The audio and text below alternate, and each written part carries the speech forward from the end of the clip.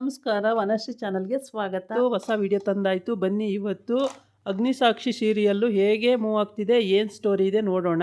ಅದಕ್ಕೆ ಮುಂಚೆ ನನ್ನ ವಿಡಿಯೋಕ್ಕೆ ಸಬ್ಸ್ಕ್ರೈಬ್ ಮಾಡಿಲ್ಲ ಅಂದರೆ ದಯವಿಟ್ಟು ಸಬ್ಸ್ಕ್ರೈಬ್ ಮಾಡ್ಕೊಳ್ಳಿ, ಹಾಗೆ ಒಂದು ಲೈಕ್ ಕೊಡಿ. ಹಾಗೆ ಮತ್ತು ಇವತ್ತು ಸಾಕ್ಷಿಗೆ ಅವಳು ತೊಗೊಂಡಿರೋಂಥ ದುಡ್ಡೆಲ್ಲ ಕಳುವಾಗೋಗಿದೆ. ಅವಳ ಅತ್ತೆ ಮಗಳ್ದಿರೇ ಕದ್ದಿರ್ತಾರೆ. ಹಂಗಾಗಿ ಅವಳಿಗೆ ಪಾಪ ಅಡ್ವಾನ್ಸ್ ಕೊಡೋಕ್ಕೆ ದುಡ್ಡು ಇಲ್ದಲೆ ಪಾಪ ಅವಳು ಭಾಳ ಪಜಿತಿ ಇರ್ತಾಳೆ. ಹಿಂಗೆ ತಂಗಿಗೂ ಮೋಸ ಮಾಡಿದೆ ಮಾವ, ನಾನು ತಂದು ಮನೆ ಮಾಡ್ಕೊಂಡು ನಿನ್ನ ಸಾಕ್ತೀನಿ, ಚೆನ್ನಾಗಿ ನೋಡ್ಕೊಳ್ತೀನಿ ಅಂತ ಹೇಳಿದೆ. ಅದೂ ಆಗಲಿಲ್ಲ ಮಾವ. ನಾನು ಏನು ಮಾಡಲಿ, ನೀವು ನಾಟಕ ಮುಗಿಸ್ಕೊಂಡು ಮಾವ ಹುಡ್ಕೊಂಡು ಬರ್ತಾನೆ. ಅಲ್ಲಿ ಸಿಕ್ಕಿದಾಗ ತಂಗಿನೂ ಅಲ್ಲಿಗೆ ಬರ್ತಾಳೆ. ಫೋನ್ ಕಾಂಟ್ಯಾಕ್ಟಲ್ಲಿ ಮಾಡಿಕೊಂಡು ನೋಡಿದ್ರೆ ಬೀದಿಲಿದ್ದಾಳೆ. ಏನು ಎಲ್ಲ ಕಳ್ಕೊಂಡು ಬೀದಿಲಿ ನಿಂತಿದ್ದಾಳೆ ಸಾಕ್ಷಿ. ಆವಾಗ ತಂಗಿ ಹೇಳ್ತಾಳೆ, ನಾನು ಬದುಕಿರಬಾರ್ದು ಅನ್ನಿಸ್ತಾ ಇದೆ, ಎಲ್ಲ ಕಳ್ಕೊಂಡಿದ್ದೀನಿ, ಜೀವನದಲ್ಲಿ ಏನೂ ಇಲ್ಲ ಅಂದಾಗ ಸುಮ್ಮನಿರಕ್ಕ, ಹಂಗೆಲ್ಲ ಮಾತಾಡಬೇಡ ನೀನು ಅಂತ ಸಮಾಧಾನ ಮಾಡ್ತಾಳೆ. ಆಮೇಲೆ ಆ ಮಾವ ಕೂಡ ಸರಿ ನಿನ್ಗೆ ಅಡ್ವಾನ್ಸ್ ಅಲ್ವಾ, ಇವತ್ತು ಸಂಜೆ ಅಷ್ಟರೊಳಗೆ ಎಲ್ಲಾದರೂ ಅಡ್ಜಸ್ಟ್ ಮಾಡ್ಕೊಂಡು ತರ್ತೀನಿ ಅಂತಾನೆ. ಎಲ್ಲಿಂದ ಅಡ್ಜಸ್ಟ್ ಮಾಡ್ತೀರಾ ಮಾವ, ಹೆಂಗೆ ಅಡ್ಜಸ್ಟ್ ಮಾಡೋಕ್ಕೆ ಸಾಧ್ಯ ಅಂತ ಹೇಳ್ತಾಳೆ.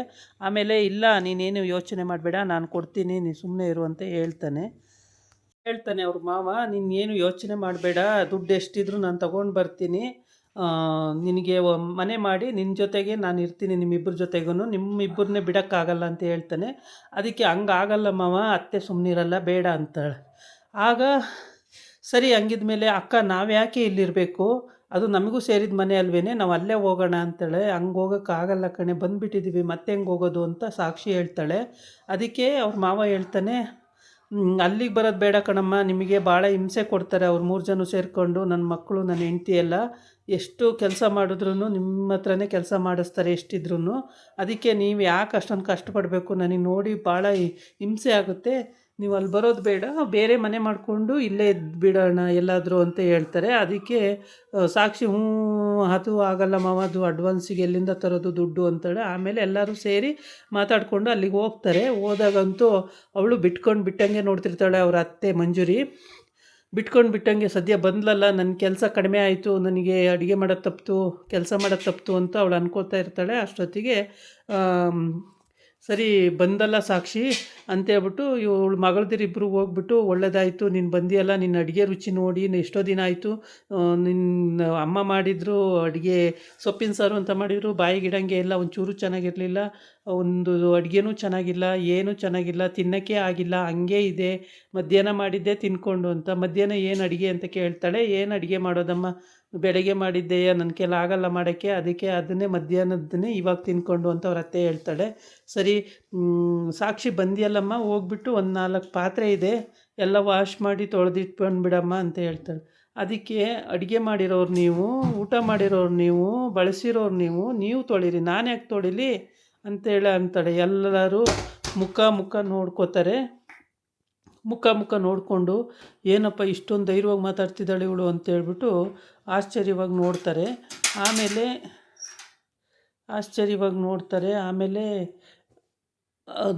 ಆಶ್ಚರ್ಯವಾಗಿ ನೋಡಿಕೊಂಡು ಆಮೇಲೆ ಅವ್ರ ಅತ್ತೆ ಬಿಟ್ಟಂಗೆ ಮಗಳ ಸೊಸೆಯನ್ನು ಇಬ್ಬರನ್ನೂ ನೋಡ್ತಿರ್ತಾರೆ. ಈ ಕಡೆ ಬಂದು ಅಗ್ನಿ ಮನೆಯಲ್ಲಿ ರಿಚ್ ಫ್ಯಾಮಿಲಿ, ಸಖತ್ತು, ಅಷ್ಟಿಷ್ಟಲ್ಲ, ಭಯಂಕರ ರಿಚ್ ಫ್ಯಾಮಿಲಿ. ಅವರು ಅಡುಗೆ ಭಟ್ಟ ಹೇಳ್ತಾನೆ, ಆ ಹುಡುಗಿರು ಡ್ರೆಸ್ ಬಂದಾಗ ಅಡುಗೆ ಭಟ್ಟ ಹೇಳ್ತಾನೆ, ಏನು ಇದು ಹರಿದೋಗಿರೋ ಬಟ್ಟೆನೇ ಹಾಕ್ಕೊತಿರಲ್ಲ ಅಂತ. ಜೀನ್ಸ್ ಪ್ಯಾಂಟು ಕಟ್ ವರ್ಕ್ ಆಗಿರುತ್ತಲ್ಲ, ಆ ಪ್ಯಾಂಟನ್ನು ನೋಡಿಬಿಟ್ಟು ಅವನು ಹೇಳ್ತಾನೆ, ಇದೇನು ಈ ಥರದ ಬಟ್ಟೆ ಎಲ್ಲನೂ ಹಾಕಂತೀರ, ಇಷ್ಟು ದೊಡ್ಡ ಮನೆಯಲ್ಲಿ ಇಷ್ಟು ಶ್ರೀಮಂತರಾಗಿ ಇಂಥ ಬಟ್ಟೆ ಹಾಕತ್ತೀರಲ್ಲ ಅಂತ. ಇದು ಇವಾಗಿನ ಫ್ಯಾಷನ್ನು, ನಿನಗೇನು ಗೊತ್ತಾಗಲ್ಲ, ನೀನು ಸುಮ್ಮನಿರು ಅಂತ ಹೇಳ್ತಾಳೆ.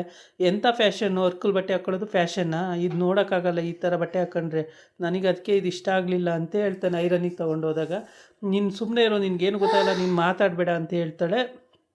ಆಮೇಲೆ ಹಂಗಂತ ಹೇಳಿದಾಗ ಇದು ಒಂದು ಫ್ಯಾಷನ್ ಅಂತ ಇನ್ನೊಬ್ಳು ಬಂದು ಹೇಳ್ತಾಳೆ, ಹೌದು ಇದು ಫ್ಯಾಷನ್ನು, ಇದೇ ಥರ ಬಟ್ಟೆ ಹಾಕ್ಕೊಳ್ಳೋದೆ ಇದು ಫ್ಯಾಷನ್ನು, ಇದೇನು ವರಿ ಮಾಡ್ಕೋಬೇಡ ನೀನು, ಎಲ್ಲರೂ ಇದೇ ಥರ ಮಾಡ್ತಾರೆ ಅಂತ ಹೇಳ್ತಾಳೆ. ಆಮೇಲೆ ಸರಿ ಅಂತೇಳ್ಬಿಟ್ಟು ಅವನು ಸುಮ್ಮನಾಗ್ತಾನೆ. ಆಮೇಲೆ ಹೋಗ್ತಾಳೆ ಅವಳು, ಬೇರೆ ಒಂದು ಡ್ರೆಸ್ ಹಾಕ್ಕೊಂಡು ಬರ್ತಾಳೆ. ಆ ಡ್ರೆಸ್ಸು ಕೂಡ ಅವಳು ಸ್ಕಿನ್ ಟೈಟ್ ಫಿಟ್ಟಿಂಗ್ ಇರುತ್ತೆ. ಅದನ್ನು ನೋಡಿಬಿಟ್ಟು ಇದೇ ನಮ್ಮ ಇದು ಈ ಥರ ಡ್ರೆಸ್ ಹಾಕ್ಕೊಂಡ್ಬಂದಿದ್ದೀವಿ, ಇದು ಚೆನ್ನಾಗಿಲ್ಲ, ಇದನ್ನು ತೆಗೆದುಬಿಡು ಅಂತಾನೆ.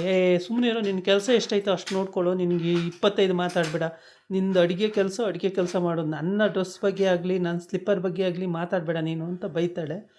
ಸರಿ ಅಂತ ಹೇಳ್ಬಿಟ್ಟು ಅವನು, ನನಗೆ ಇದು ಇಷ್ಟ ಆಗ್ತಿಲ್ಲ ಅಂದರೆ ನಿನಗೇನಕ್ಕೆ ಇಷ್ಟ ಆಗಬೇಕು, ನಿನ್ನ ಕಟ್ಕೊಂಡು ನನಗೇನಾಗಬೇಕಾಗಿದೆ, ಏನಕ್ಕೆ ಇಷ್ಟ ಆಗಬೇಕು ನೀನು ಅಂತ ಹೇಳ್ತಾಳೆ. ಹಂಗಾಗ್ಬಿಟ್ಟು ಅಲ್ಲಿಗೆ ಅವಳು ಸುಮ್ಮನೆ ಆಗ್ತಾಳೆ. ಆಮೇಲೆ ಇವನು ಒಳ್ಳೆ ತಲೆ ತಿನ್ನೋ ಗಿರಾಕಿ ಇವನು ಅಂತೇಳ್ಬಿಟ್ಟು ಅವಳ ಪಾಡಿಗೆ ಅವಳು ಹೋಗ್ತಾ ಇರ್ತಾಳೆ. ಹಿಲ್ಡ್ ಸ್ಲಿಪ್ಪರ್ ಹಾಕ್ಕೊಂಡು ಈ ಥರ ಮಿಡಿ ಥರ ಒಂದು ಫ್ರಾಕ್ ಹಾಕ್ಕೊಂಡು ಹೋಗ್ತಾ ಇರ್ತಾಳೆ. ಆವಾಗ ಅವನು ಆ ಥರ ಹೇಳ್ತಾನೆ. ಅಷ್ಟು ಹೇಳಿದ್ರೂ ಇವಳು ಕೇಳಲ್ಲ. ಇನ್ನೊಬ್ಬಳು ಅಗ್ನಿ ತಂಗಿ ಅನಿಸುತ್ತೆ, ಅವಳು ನೋಡ್ತಾ ಇರ್ತಾಳೆ. ಆಮೇಲೆ ಇವಳು ಬೈಕೊಂಡು ಹೋಗ್ತಾಳೆ ಆಚೆಗೆ. ಬೈಕೊಂಡು ಹೋದ್ಮೇಲೆ ಏನು ಹೇಳೋಕ್ಕೂ ಆಗಲ್ಲ. ಆವಾಗ ಸುಮ್ಮನಾಗಿ ಅವನು ಸೊಪ್ಪು ಸೋಸೋದು, ಅಡುಗೆ ಮಾಡೋದು, ಅವನ ಪಾಡಿಗೆ ಅವನೇನೋ ಮಾಡ್ಕೊತಿರ್ತಾನೆ. ಇದು ಎಂಥದಪ್ಪ, ಎಂಥ ಸಂಪ್ರದಾಯ, ಅರ್ಕಲ್ ಬಟ್ಟೆ ಹಾಕ್ಕೊಳ್ಳೋದು, ಮೈ ಎಲ್ಲ ಕಡೆ ಕಾಣೋಂಗೆ ಬಟ್ಟೆನ ಟೈಟಾಗಿ ಹಾಕ್ಕೊಳ್ಳೋದು, ಇದೆಲ್ಲ ಎಂಥ ಸಂಪ್ರದಾಯನಪ್ಪ, ಈ ಥರ ನಮ್ಮ ಕಾಲದಲ್ಲೆಲ್ಲ ನಾವು ನೋಡಲೇ ಇಲ್ಲ ಅಂತ ಅವನು ಹೇಳ್ಕೊಂಡು ಇದು ಮಾಡ್ತಿರ್ತಾನೆ. ಇವಳಿಗೆ ಕೋಪ ಬಂದುಬಿಡುತ್ತೆ. ನಿನಗೆ ಕೆಲಸ ಎಷ್ಟಾಯಿತೋ ಅಷ್ಟು ನೋಡಿಕೊಂಡು ಇರೋಕ್ಕಾಗಲ್ಲ. ಇವನು ಎಲ್ಲರೂ ನೋಡಿಬಿಟ್ಟು ಕಮೆಂಟ್ ಮಾಡ್ತಾನೆ. ನಮ್ಮ ಇಷ್ಟ, ನಮ್ಮ ಬಟ್ಟೆ, ನಮ್ಮ ದುಡ್ಡು, ನಾವು ಹೆಂಗಾರು ಹಾಕ್ಕೊತೀವಿ, ಅದು ಕಟ್ಕೊಂಡು ಇವ್ನಿಗೇನಾಗಬೇಕಾಗಿದೆ, ಇವನು ಏನಕ್ಕೆ ಈ ಥರ ಮಾತಾಡ್ತಾನೆ ಅಂತೇಳ್ಬಿಟ್ಟು ಸುಮ್ಮನಾಗ್ತಾಳೆ. ಆಮೇಲೆ ಅಗ್ನಿಗೆ ಫೋಟೋ ಸಿಕ್ಬಿಟ್ಟು ಅಗ್ನಿ ತಮ್ಮಂಗೆ ಅಂತ ಹೇಳ್ತಾನೆ. ಆ ಫೋಟೋ ಸಿಕ್ಕಿದೆ. ಆ ಫೋಟೋ ತೋರಿಸಿದ ತಕ್ಷಣ ಇವಳೇ ನನಗೆ ಟಾರ್ಚರ್ ಕೊಡ್ತಾ ಇದ್ದವಳು, ಇವಳು ಎಲ್ಲಿದ್ದಾಳೆ, ಇವಳನ್ನ ನೋಡಬೇಕು, ಹುಡುಕಬೇಕು ಅಂತ ಅಗ್ನಿ ತಮ್ಮನಿಗೂ ಮತ್ತು ಚಿಕ್ಕಮ್ಮನಿಗೂ ಎಲ್ಲ ಹೇಳ್ತಾ ಇರ್ತಾನೆ. ಆದರೆ ಇವಳನ್ನ ಎಲ್ಲಿ ಹುಡ್ಕೋದು ಅಂತ ಗೊತ್ತಿಲ್ಲ. ತಮ್ಮಂಗೆ ಇದು ಗೊತ್ತಿದೆ ಡೀಟೇಲ್ಸ್ ಎಲ್ಲವ. ಇವಳು ಮನೆಗೆ ಹೋಗಿರ್ತಾಳೆ. ಮನೆಗೆ ಹೋಗಿ ಅವ್ರ ಕೆಲಸ ಅವ್ರು ಮಾಡ್ಕೊಳ್ಳಿ, ನಾನು ಮಾಡಲ್ಲ ಅಂತ ಹೇಳ್ತಾಳೆ. ಆಮೇಲೆ ಅಗ್ನಿ ಈ ಫೋಟೋ ನೋಡಿ ಶಾಕ್ ಆಗುತ್ತೆ. ಇವಳು ಸಿಕ್ಕಿದಾಳಲ್ಲ, ಇವಳು ಎಲ್ಲಿರ್ಬೋದು, ಇವಳನ್ನ ಕಂಡುಹಿಡಿಬೇಕಲ್ಲ ಅಂತೇಳಿ ಅಂತ ಮಾತಾಡ್ತಾರೆ. ಇವರು ಒಂದು 3 ಜನ ಸೇರಿಕೊಂಡು 4 ಜನ ಸೇರಿಕೊಂಡು ಅದನ್ನು ಮಾತಾಡ್ತಾ ಇರ್ತಾರೆ. ಅಂದರೆ ಇವ್ರದ್ದು ಹೆಂಗಪ್ಪ ಅಂದರೆ ಸಿಕ್ಕಾಪಟ್ಟೆ ದೊಡ್ಡ ಕಂಪ್ನಿ, ರಿಚ್ ಫ್ಯಾಮಿಲಿ. ಅಗ್ನಿಗೆ ಅವಳು ಏನೂ ಅಲ್ಲ. ಆದರೆ ಅಗ್ನಿಗೆ ಅವಳು ಎಲ್ಲ ವಿಷಯದಲ್ಲೂ ಅಡ್ಡ ಬಂದು ನನಗೆ ಹೀನಾಯವಾಗಿ ನನಗೆ ಡ್ಯಾಮೇಜ್ ಮಾಡಿದ್ಲಲ್ಲ ಅಂತೇಳ್ಬಿಟ್ಟು ಅವನಿಗೆ ಸಿಟ್ಟು ಸಿಕ್ಕಾಪಟ್ಟೆ ಸಿಟ್ಟಿದೆ. ಆ ಸಿಟ್ಟನ್ನ ಅವನು ಕಂಟ್ರೋಲ್ ಮಾಡ್ಕೊಳ್ಳೋದೇ ಕಷ್ಟ ಆಗ್ಬಿಟ್ಟಿದೆ. ಅಷ್ಟು ಕೋಪ ಇದೆ ಅವಳ ಮೇಲೆ. ಅದಕ್ಕೋಸ್ಕರ ಅವಳನ್ನ ಹುಡುಕಬೇಕು ಅಂತ ಹುಡುಕಿಸ್ತಾ ಇದ್ದಾನೆ. ಎಲ್ಲೋದ್ರೂ ಕಣ್ಣು ತಪ್ಪಿಸಿ ಆ ಕಡೆ ಈ ಕಡೆ ಹೋಗ್ಬಿಡ್ತಾಳೆ. ಅವನಿಗೆ ಸಿಗೋದೇ ಇಲ್ಲ. ಹಾಗಾಗ್ಬಿಟ್ಟು ಹಂಗೆ ಹುಡುಕ್ತಾನೇ ಇದ್ದಾನೆ, ಇನ್ನೂ ಸಿಕ್ಕಿಲ್ಲ. ಅಗ್ನಿಗೆ ಏನಪ್ಪ ಅಂತಂದರೆ, ಇಲ್ಲಿ ಅಪ್ಪನೂ ಕೂಡ ಈ ಥರ ಮಾಡ್ತಾರಲ್ಲ, ಅದಕ್ಕೆ ಇದಾಗಿತ್ತು ಇವತ್ತಿನ ವಿಡಿಯೋ. ನಾಳೆ ಇನ್ನೊಂದು ವಿಡಿಯೋ ಜೊತೆ ಬರ್ತೀನಿ. ನಮಸ್ಕಾರ.